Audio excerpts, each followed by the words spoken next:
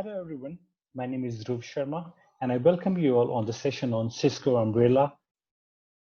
So from this session, we have planned that we're going to pick up all technical topics and pick up from the ground zero level and discuss it at the expert level. So that's why we call it from zero to hero. You can contact me on my LinkedIn and my official YouTube channel below. So as per Cisco research, 90% of attacks happen at the DNS layer. And that's why Cisco comes up with a solution to fix the DNS attacks. And it happened in August 2015 when Cisco acquired OpenDNS, and now it is rebranded as Cisco Umbrella. For more details, you can access this link. So the DNS plays a very vital role when we access internet or any services. It happened like we go on a browser and type in website like google.com. So we don't remember the IP addresses. We just use the name, the google.com, and it translates into an IP address. So if in case an attacker in your environment try to hijack your local DNS server and spoof your host name of your web server and provide you its own custom IP address, and that will take you to a different website, and from there it can capture your credentials using a phishing attack, or it can lead to a ransomware attack or ransomware attack. And finally, the Umbrella also provide content filtering feature and intelligence proxy, which we will look into much details in a couple of minutes from now. So how can we implement this OpenDNS come Cisco Umbrella? For home users, it's very difficult for us to implement Umbrellas as a solution because it's a bit expensive. So that's why OpenDNS comes up with a solution where they have provided their free DNS services. You can use these DNS server in your TCP/IP settings within your laptop, and once you are done, you can just access this URL and confirm whether that will give you a message that yes, it's working fine and it's safe. But this implementation is only limited to the home users, and its policy is not very strict as per your environment. That's why the implementation happens for the enterprise users. Before we look into the implementation for the enterprise users, which is very complex, but let's look into the prerequisites. First, we need to register for the account on Cisco Umbrella sign up web link as shown over here.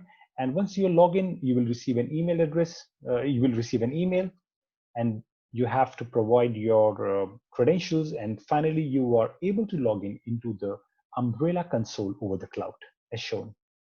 In the cloud URI, you will going to get a company's ID where you can basically note it down, which will be used for your further communication. Because when you're going to do some further configuration, this will be very handy.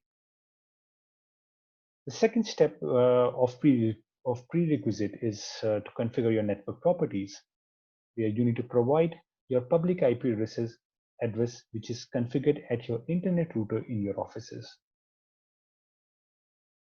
But the main problem is if you are a small company user or a home user or a lab, like in my case, if I have configured my Umbrella in a lab environment, I will not be having a single public IP address because the IP addresses will change daily. For instance, I will show you in my case, if I go on Google and type, what is my IP? So currently it's showing this is my IP address range, but it changed. See, as you can see the screenshot, it changed. It was earlier different because my ISP will change the public IP address, which is allocated to me almost daily. So we need to provide an IP address, public IP address, which Cisco Umbrella will receive its DNS traffic from your environment. If in case, if it happens that your addresses will be changed, as in my case, daily, in that case, when you enable, if you go into deployment And network settings, you have to check this checkbox over here, which will instruct Umbrella that boss, my IP address will change daily. So you have to remember to check this box. And once you check this box, you have to download a dynamic update IP updater client from this link below. You can download it and install it on your domain controller or a DHCP server, which comes first, which comes live or first in your network. Usually it's a domain controller or a DHCP server that will send an update back to your Umbrella client that this is my latest IP address. Finally, the registration is complete. Happy days. And you can see the status of your network settings will change from inactive to active. I will give you a quick demo for connecting to my appliance. If I go under deployment and the networks section, so that happens to be my IP address 29, because this changes dynamically, and I've checked this box dynamic to ensure that it always gets updated as soon as my DHCP or a domain controller is updated. After the prerequisites are done, we have to decide which deployment standard we're going to opt for.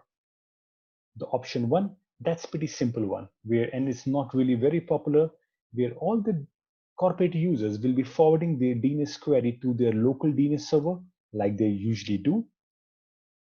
But the local DNS server will be configured with forwarders pointing towards the Umbrella DNS server. Let me show you how.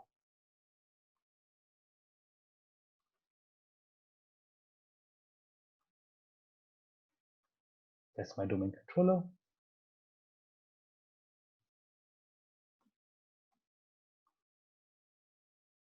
If I go back to my DNS server, properties, forwarders, yeah, here they are. If I go back into the network settings, from there, I can basically get my DNS servers. As you can see, I have used the DNS servers which are allocated to me by Cisco, and I have to configure them as forwarders.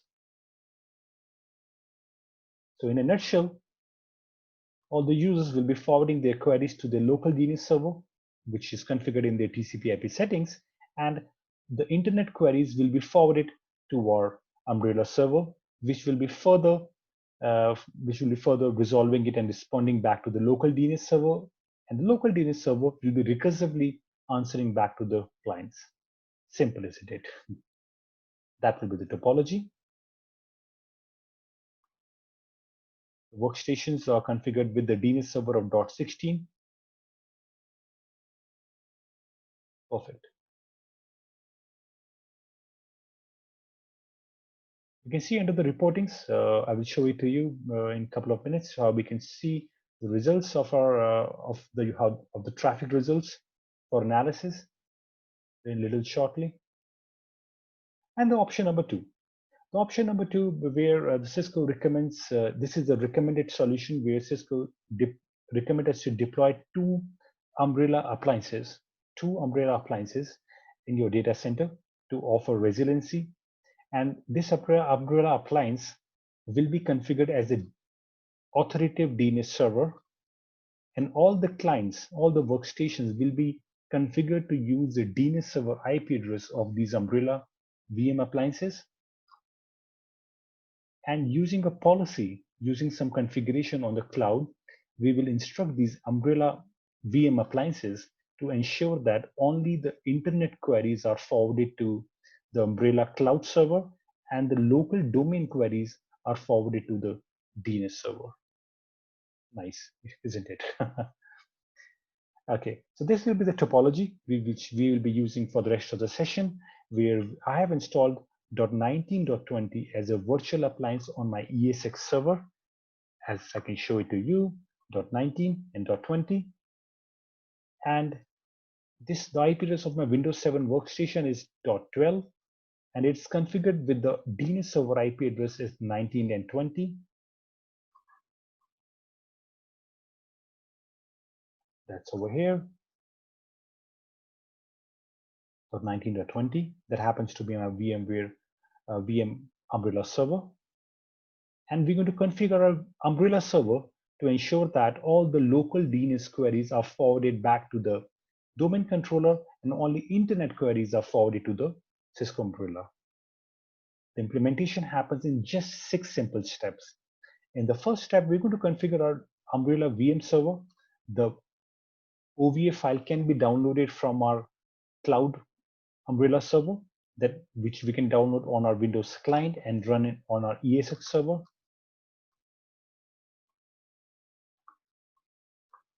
And finally, we have to configure our Umbrella server to instruct our VM servers to only forward the internet queries and let the local DNS queries are resolved by the local DNS server.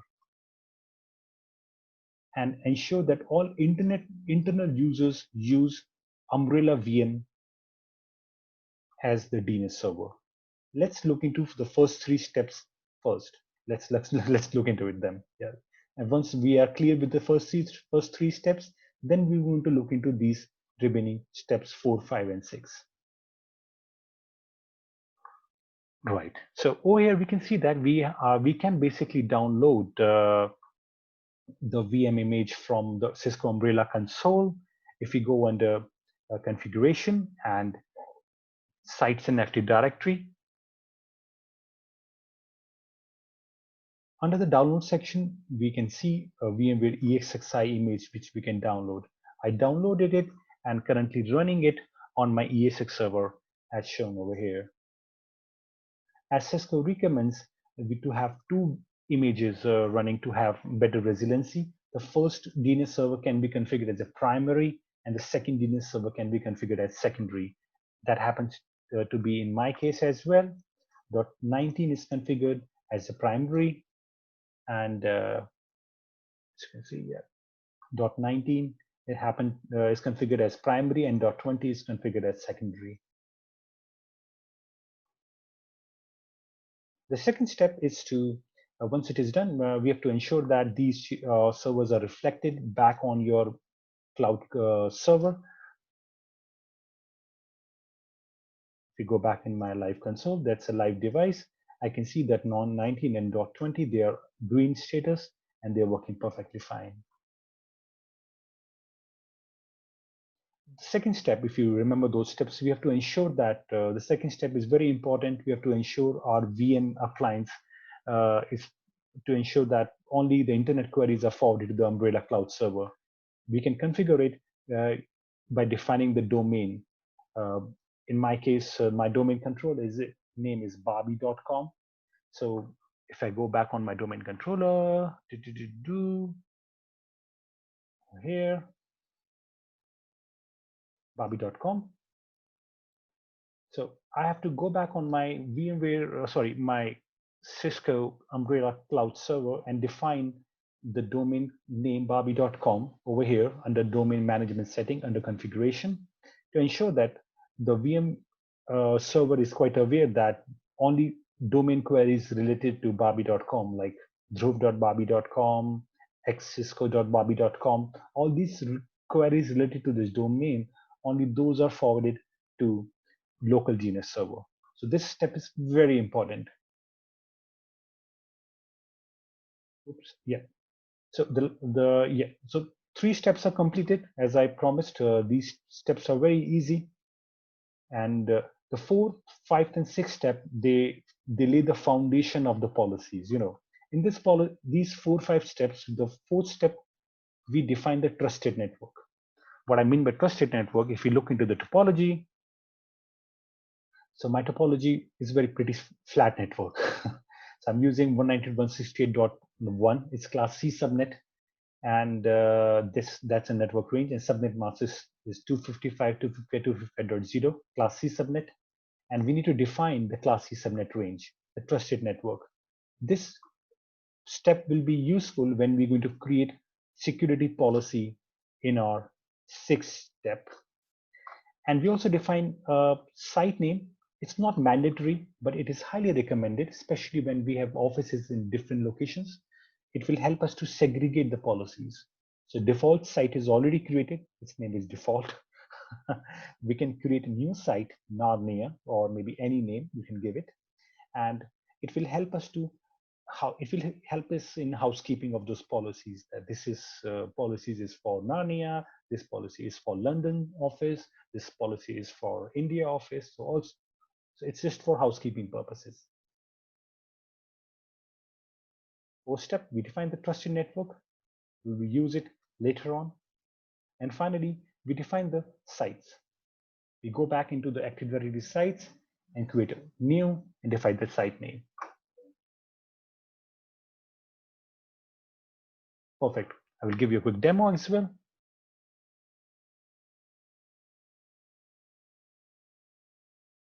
We have the lab environment. We have the sites mentioned over here. The sites are reflected over here. Pretty simple, isn't it? The sixth step, that's pretty important, and that's why we all are here to create the security policies. So the security policies on the umbrella is basically happens in like layered policy structure where we have the default policy. As per my experience, it's not highly recommended to modify the default policy. We can just keep it as it is, and we're going to create custom policy on top of the default policy. The policy on the top, we're going to take a preference on the policy which lays at the bottom. So if any traffic doesn't match the top policy, it will be monitored or allowed by the default policy. So the policies basically is applied to identities. So, identities can be a user, a network, or a roaming user. We're going to look into the roaming users a little later. But when we integrate our Umbrella VM Umbrella client with an Active Directory using connectors, we can integrate our Umbrella VM using to AD using some connectors.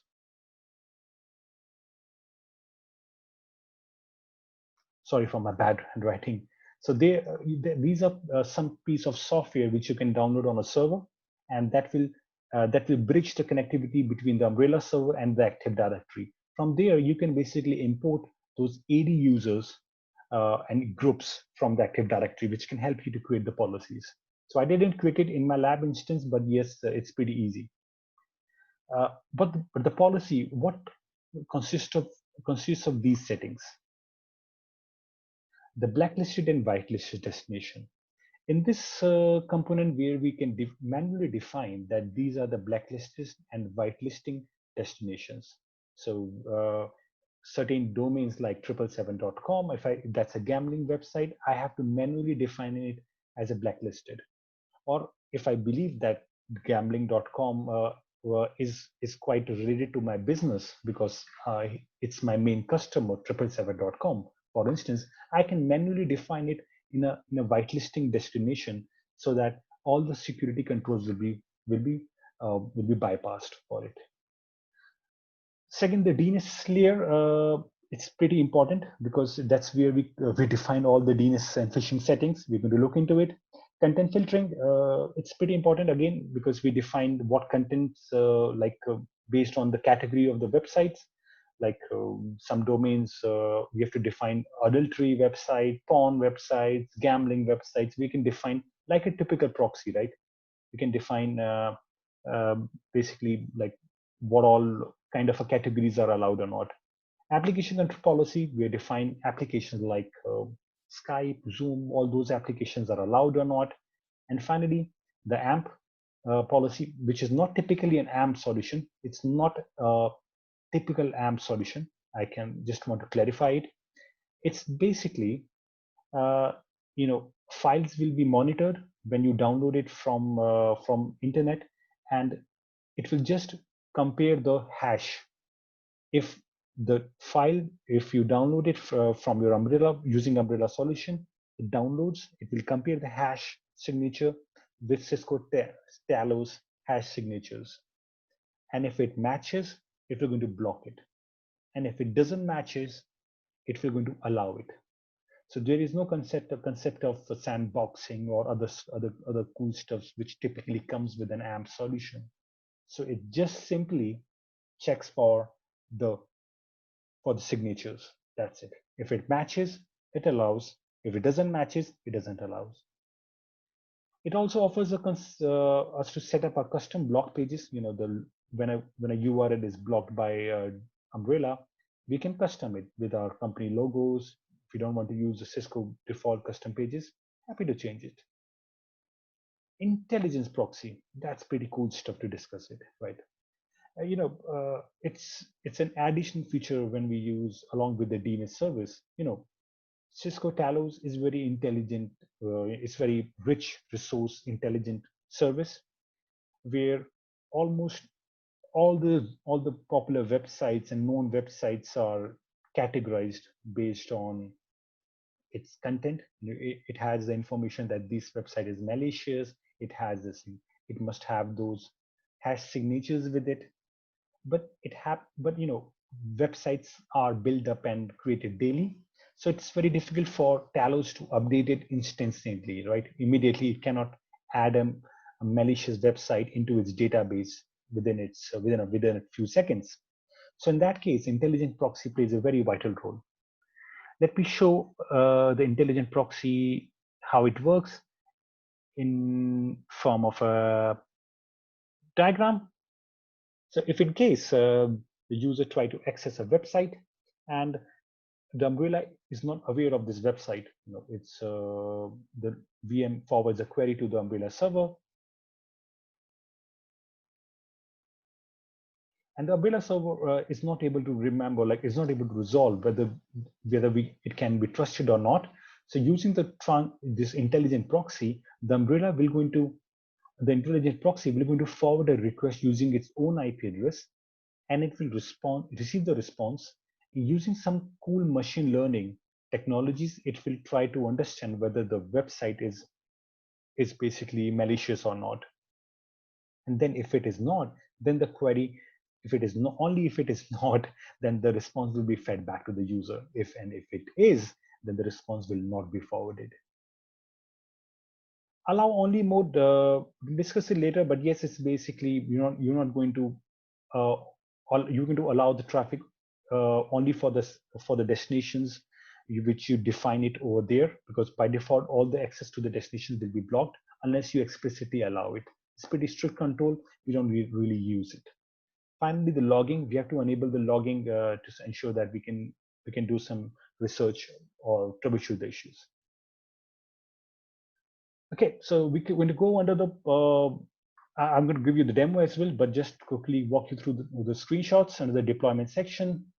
All policies, we go back into the network, we identify the networks. Remember, we basically we created the network in our previous slides, and we can call that network over here, and we can call the sites. So it's basically the identity where the policy will be applied to the network where we initially created the trusted LAN and the networks and the site. The second step, the advanced feature, where we have to identify, it's highly recommended to enable the SSL policy. It's optional to enable SSL decryption, where that's intelligence proxy which I was talking about, where the domains or the website which is not aware to the Talos, the proxy function will happen. It has option to enable SSL decryption as well. So let me show it to you. If you go back under the deployment policies, all policies, yep, let it come up. Yeah, so that's the policies. So under the advanced settings, we have enabled, we can enable it, intelligence proxy, and I have enabled SSL decryption, because if there is any encryption or website is encrypted, it is very difficult for the proxy to analyze the traffic, whether the website is malicious or not. But it might not be very it's decrypting all the websites might not be very might not be always used because sometimes the confidential data the website is carrying, like credit card information, the healthcare traffic. So there is always an option to create an exception list. Like you can financial institutions, health, illness, you can basically create those exception list where for certain kinds of website like banks and healthcare websites, the decryption won't happen. So intelligence proxy will not going to work for those kind of websites. So here the file inspection, the AMP feature policy, which I was talking about, where we can enable it. Oops, big up, yeah. So the file policy, no great setting. We just need to enable it and disable it. So just enabling it, it will going to let our Umbrella to download those files and inspect it. The DNS layers, application layers. So first part where we define the what kind of policy you're going to create, the security settings. I want to enable malware. You need to check the phishing attacks, command and controls. You have to enable all those policies and options. Second, we have to create the content filtering policy. I'm going to show you all once we go through. I just want to walk you through the screenshots. You can enable the content filtering options, what kind of policy you have to allow, like drugs and also you can just click this using a checkbox. The application control, like we have enabled for Skype and enable it for any kind of services. I've done it for Skype and Zoom. Finally, the whitelist and blacklist. Honestly, I don't recommend to, I really recommend to use the default whitelist and blacklist to avoid any further confusion, because you can define what what all websites can be allowed, and you can finally define the custom block pages. So before we proceed further, let me quickly give you the demo, what I was talking about. If you go to the policy, so I can create a new ad policy. I can define a new AD groups, or if we have integrated with the AD, which I haven't, I have to install a connector for it. I can define the networks and the sites. The new site which I've created, Narnia. I will click next. I have to enable all these options. Yes, I have to enable it. I want to use all the features provided by the guys. I click next. Default settings, or you can use the new settings. I can use the default, or I can create a new one as well. I will use the default one, the lab one, which I've already created. I can enable the phishing attacks. Want to enable more malware. That's basically the security, the DNS security policy you want to allow. I can allow the dynamic DNS, or you want to block the dynamic DNS. It's a few websites, they do use dynamic DNS as well. So you can just enable and disable it as per your requirements. Finally, the content analysis. You can basically define what all content you want to block or allow. You can create your, luckily Umbrella comes up with inbuilt policy, high, moderate, and low. You can define it, you can use the existing one, or you can create a new one, give a new name. For now, I think I created it for my own one, lab one, which you have defined for alcohol, dating, drugs, hacking, gambling, all sort of websites.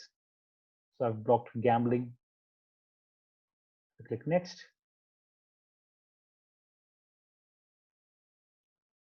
Application control, I can still use my custom one, which I created, and you can define all sort of services and softwares which you want to use.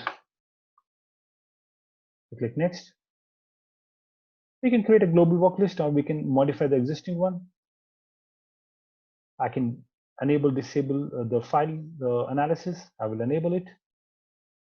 The block pages, yeah, I will prefer to use the existing Umbrella default block page. I can give a name.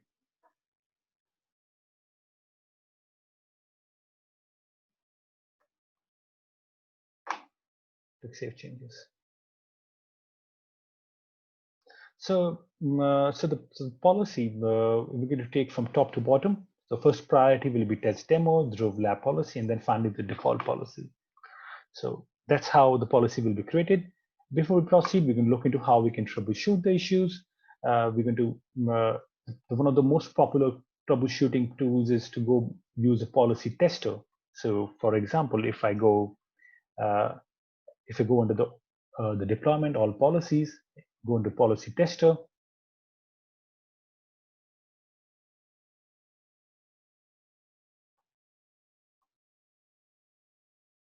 After define a name, Dhruv lab. Oops.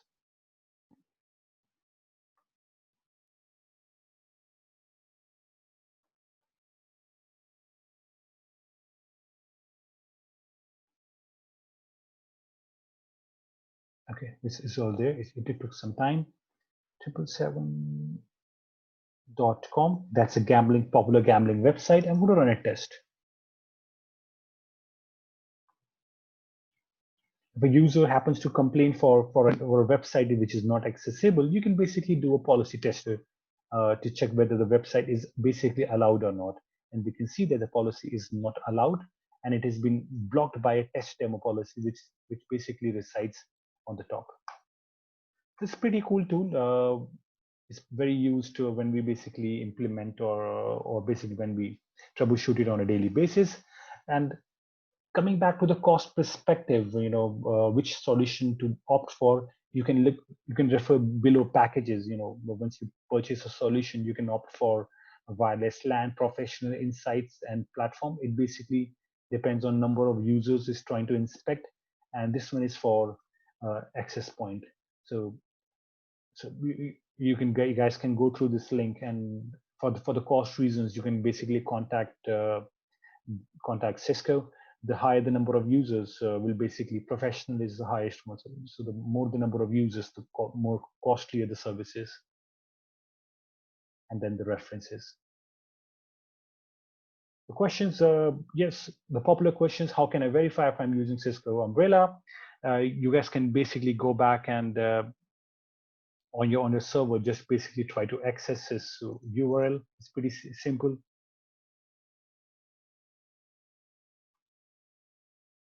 Go your browser, welcome.umbrella.com.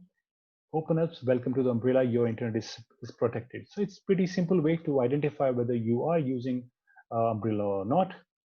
The second question, is it supported for mobile devices? Yes, it is. You can access this link and get more information. For implementing a crowd umbrella solution, now what firewall ports are required? Good question. I picked up these questions from the forums and a couple of my friends who asked these questions. So this is one of the top questions which I got. So I pasted on my slides. So we have to allow port TCP 8443 between the cloud umbrella and the VM servers, 53 and UDP 53 and TCP 53.